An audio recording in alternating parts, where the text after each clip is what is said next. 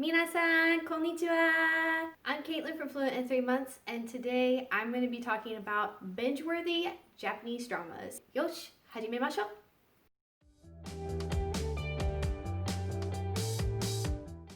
It gets so boring to just sit and study textbooks all the time, and that's why watching amazing Japanese dramas is the way to go. J-dramas are easy to get sucked into, they're easy to just enjoy and to bring joy into your language learning. You may be wondering, can I really learn Japanese from watching Japanese dramas? Yes, with the right study methods. The honest truth is, watching TV in Japanese is one of the best ways to immerse yourself in the language. It's a great way to learn the culture, different dialects, different types of speech, mannerisms, gestures, everything. It's such an incredible way to really round out your language learning experience because so much of culture and mannerisms are tied in the Japanese language. This is crucial and it's non-negotiable. If you aren't learning the culture and the gestures along with the language, you will never truly be fluent. So that's why watching Japanese dramas is actually a great use of your time to study Japanese. But let's be honest, you can't just sit in front of the TV and expect to become fluent. That's not how it works. That's not to say that you can't just sit back and relax and chill and watch your favorite show every now and then, right? Passive learning with Japanese does have some benefit. For instance, like I said, you will still be observing the culture. You'll still be learning about the history, the locales. You'll still be familiarizing yourself with the tones and the dialects. You'll still be witnessing their mannerisms. A lot of times in Japanese dramas, you'll see stuff like, yeah, because this is a really common gesture when someone is receiving a compliment and they're embarrassed about it. They'll go, yeah, no. That's the type of stuff you'll pick up just from passively watching Japanese dramas. And also, it's a great way to just relax your brain.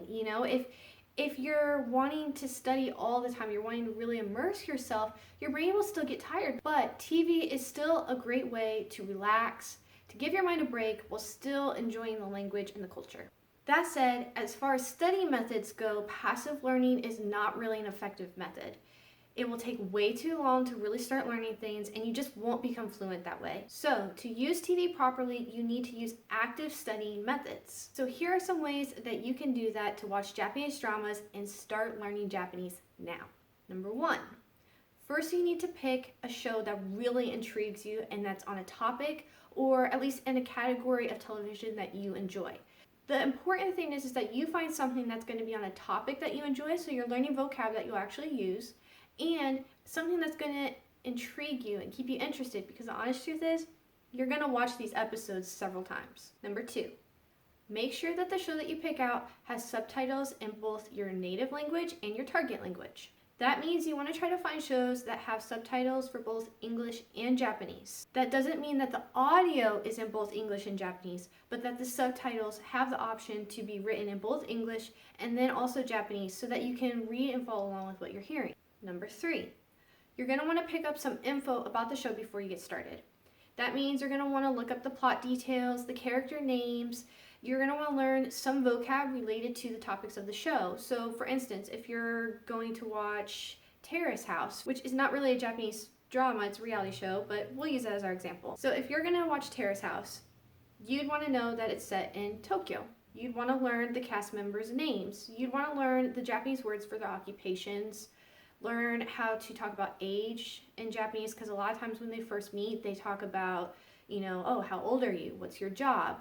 They might also ask about hobbies or why they're on the show. They'll talk about their romantic history, right? What that helps you with is that when you get into the show, because you have that baseline foundation and understanding of the plot, you'll be able to understand more of the Japanese faster because you've already put in a little bit of groundwork to learn about the show. Watch with subtitles first or don't.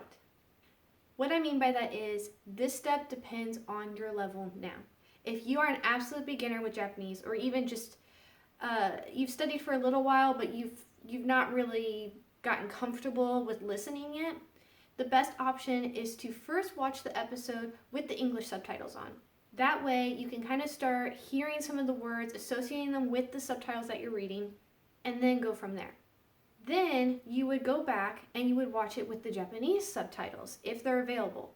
So that means what you're hearing, you're now reading along with it, so that way you can start to understand more because you're keeping up by seeing it written.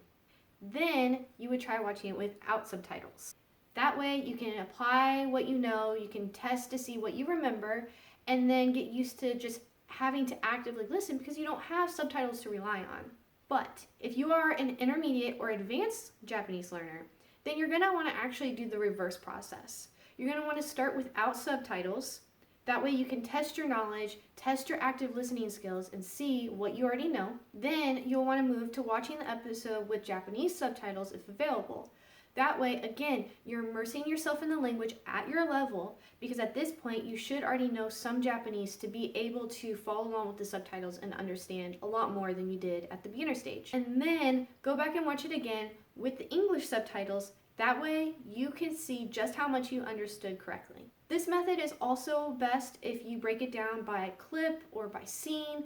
That way it's not so overwhelming. Usually as a beginner, maybe 30 seconds to 2 minutes, and then as an intermediate learner, 5 minutes to even 10 minutes.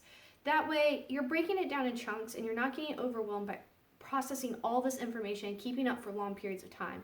You'll start to forget a lot if you're watching an hour-long episode and then you don't pause it to review. So you'll forget what you were learning, you'll forget to go back and look at certain things. So take it in chunks, especially by scene. That's a really effective way to do it. Your last step is to write down the new words that you picked up, or any words that you heard and didn't know and you decide to look up in a dictionary after, and then add them to your flashcard app, whether that's Anki or whatever you use.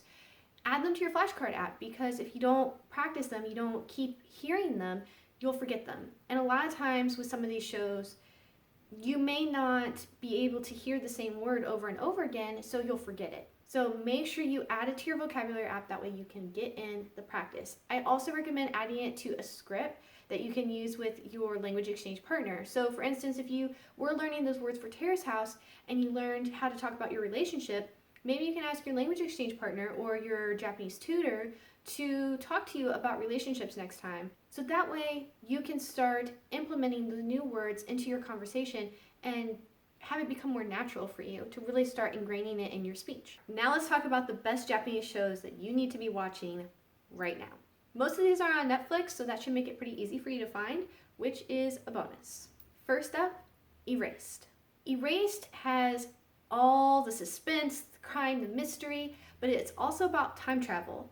It follows a mangaka, which is a manga artist in Japanese, and they're able to travel back in time and stop different crimes and murders from happening. But then one hits too close to home and they have to figure out what to do about it. Million Yen Women.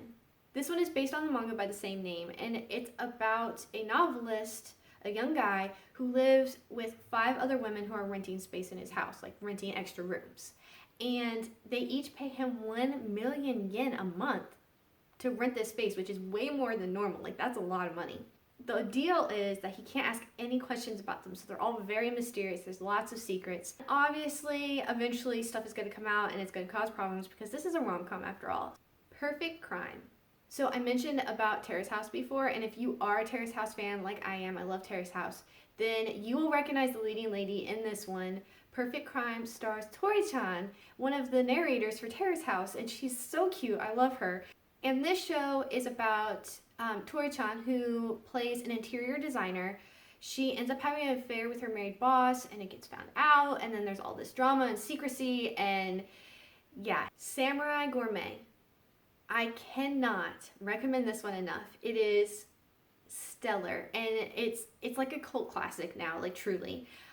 It follows a retired salaryman who loves to eat and drink, and he's basically taken on this Beyonce turning into Sasha Fierce type of persona. He has this inner fantasy persona who just happens to be a rogue samurai, and he goes around and he enjoys sake and beer and just amazing gourmet food, and it's all about his journeys with that. It's incredible and you must check it out. Hibana, Spark. So Hibana is about manzai comedy style. And if you don't know what manzai comedy is, it's a style of comedy in Japan that usually centers around a duo doing, puns and like miscommunication type jokes and a lot of like almost like slapstick humor. And it's really popular in Japan. And so this stars a guy who's an up and coming comedian, and his goal is to become really huge and famous in the manzai comedy industry. And he ends up becoming an apprentice to this famous, like kind of like legendary seasoned comedian. And it's definitely very different than a lot of the other shows I mentioned, but it's a really good one, and it'll expose you to a lot of different types of Japanese, like puns and miscommunications, which you don't always pick up in dramas. Final Fantasy XIV Dad of Light. This one is actually based on a true story, and it's kind of sad, but it's so heartwarming at the same time. A son can't figure out why his dad is like really withdrawn and sad, and he decides to connect with him secretly through Final Fantasy. So he creates an online account and talks to his dad through the game, and learns that his dad lost his job, and that's why he's like really withdrawn.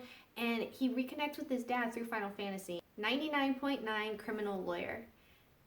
Okay, I'm not gonna lie, this one stars Jun Matsumoto, my Japanese man crush, and I love everything he's in. He's an amazing actor, and he's also in the band Arashi. A little bit of a fangirl here. This is still an amazing crime drama. So in Japan, and this is true, they have a really high conviction rate. 99.9% of people who are tried for crimes are found guilty. I mean, that basically means like if you're arrested, no matter what, you're gonna go to jail, you're gonna get tried for your crime. Jun's character is the good guy. He's trying to prove truly innocent people innocent and fight this system and get them justice. And he doesn't make like any money doing it, of course, because he's, just trying to help people, until he finds this big company and they try to bring him on. All right, those are my favorite Japanese dramas for you to check out, to binge watch and learn Japanese. You've got tips to learn it. You've got everything you need to get started learning Japanese through Japanese dramas. Of course, I also listed some, in case you missed it, Japanese dramas from like early 2000s, even up till like the early 2010s. So that if you are just now getting started with Japanese dramas, you definitely have to go back and watch those. They're amazing. Like Hanayori Dango and Hanakimi, amazing. Absolute Boyfriend, you have to check it out. In case you can't tell, I'm a bit of a J-drama addict. Make sure you check out the rest of the article on the Fluent in 3-Month website.